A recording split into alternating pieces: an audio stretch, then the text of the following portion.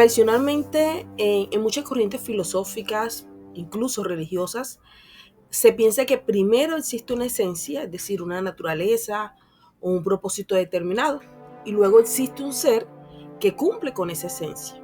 Por ejemplo, en la historia aristotélica o en muchas religiones, se cree que los seres humanos nacen con una naturaleza, es decir, con una esencia determinada, y que esa esencia es lo que le va a dar un propósito, una dirección en la vida.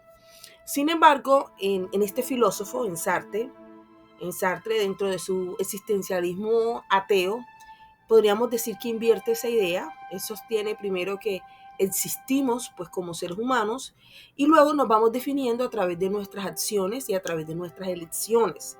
¿Cierto? En otras palabras, no nacemos con una esencia predeterminada, ¿cierto? Y que en lugar de que nuestra naturaleza sea algo eh, desde un principio, ¿cierto? O desde el principio, somos nosotros realmente los que creamos esa esencia en la medida en que vivimos.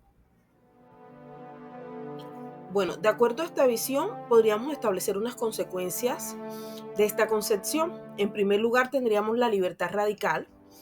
Dado que no hay una esencia predefinida, cada persona es libre, ¿cierto? Es totalmente libre para definir quién es. O sea, no estamos atados a una naturaleza o a un propósito exterior, como podría ser el caso, por ejemplo, de las religiones o de las filosofías esencialistas.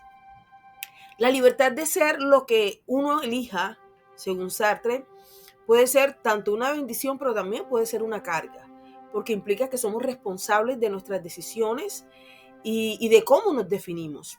En segundo lugar, podríamos hablar de una responsabilidad, dado que no tenemos una esencia predeterminada, la responsabilidad de construir nuestro ser recae enteramente sobre nosotros. O sea, no podemos echarle la culpa a otros, ni a Dios, ni a la naturaleza por nuestra vida. ¿Por qué? Porque somos los creadores de nuestro destino. Entonces esto puede generar una angustia existencial porque somos responsables de esas elecciones, ¿cierto? Que tenemos pues como seres humanos.